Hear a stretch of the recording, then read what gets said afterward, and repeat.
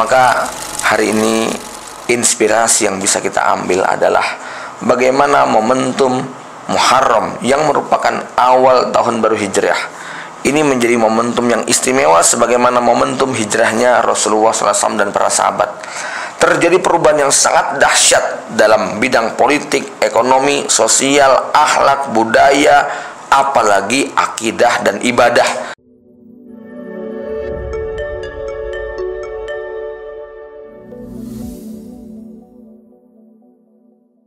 Assalamualaikum warahmatullahi wabarakatuh. Alhamdulillah wassalatu wassalamu ala rasulillah wa ba'du.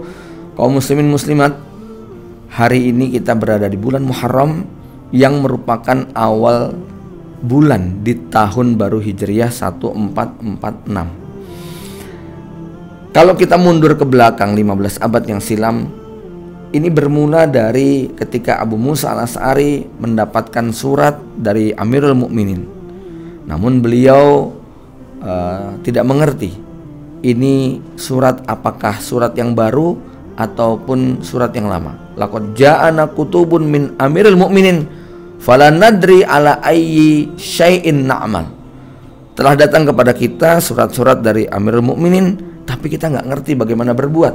Kita nggak ngerti apakah Sya'ban ini Sya'ban tahun lalu atau Sya'ban tahun ini. Sehingga ketika ini diadukan kepada Amirul Mukminin kemudian mengumpulkan sejumlah sahabat untuk membuat keputusan yang sangat fenomenal, yaitu kapan umat Islam punya kalender.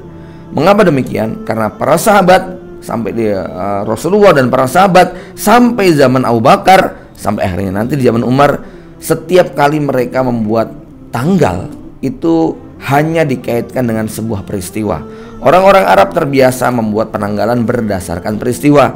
Terjadi serangan pasukan gajah, maka disebut tahun gajah. Terjadi perang Fijar, maka disebut dengan tahun Fijar. Atau biasanya berbasis pada kematian tokoh.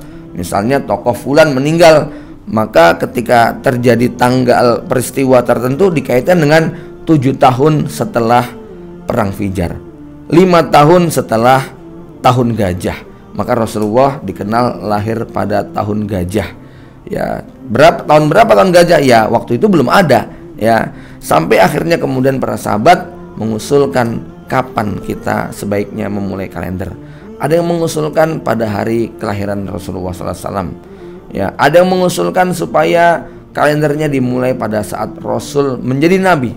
Tetapi sahabat yang paling istimewa mengusulkan agar kalender itu dimulai pada hari hijrah.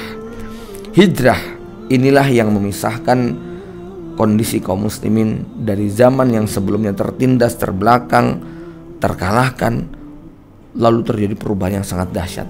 Umar bin Khattab kemudian memutuskan kita akan menetapkan dari mulai hijrahnya Rasulullah SAW. Maka akhirnya kita hari ini mengenal dengan istilah kalender Hijriyah, ya, yang berbeda dengan kalender Masihiyah. Ya, kalender Hijriyah berbasis kepada Qamariyah, sedangkan kalender Masihi atau Masehi berbasis kepada Syamsiyah. Nah, peristiwa hijrah ini tentu sangat menarik ketika Umar bin Khattab kemudian menetapkan bahwa hijrah ini yang memisahkan antara hak dengan batil.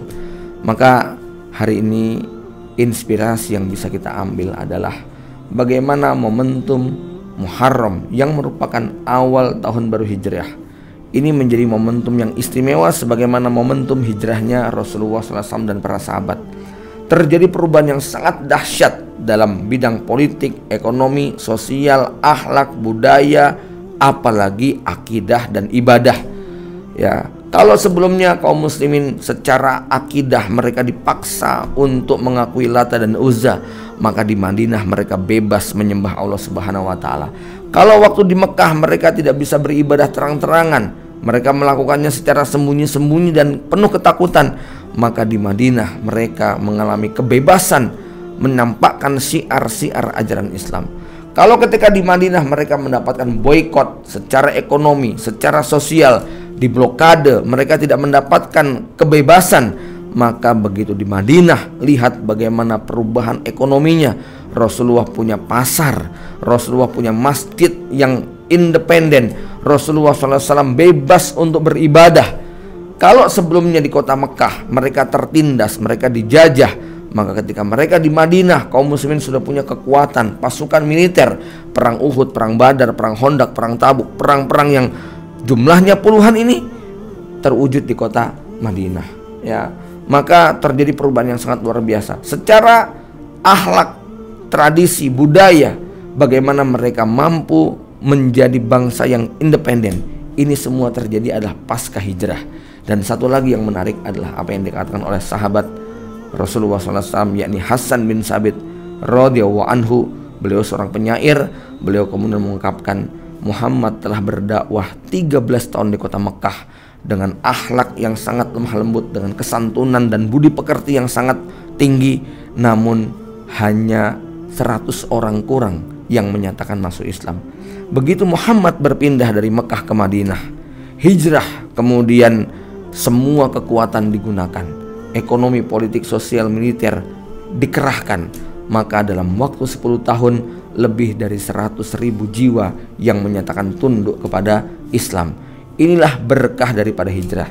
Karenanya dalam konteks person, dalam konteks keluarga, bagi seorang muslim, peristiwa hijrah adalah peristiwa bagaimana dia berpindah dari tempat yang baik menuju yang lebih baik, dari tempat yang buruk ke yang baik, dari yang baik menjadi lebih baik lagi. Seakan-akan hijrah mengisyaratkan bahwa hari ini harus lebih baik daripada kemarin, dan esok harus lebih baik daripada hari ini. Aku qouli hadza. Assalamualaikum warahmatullahi wabarakatuh.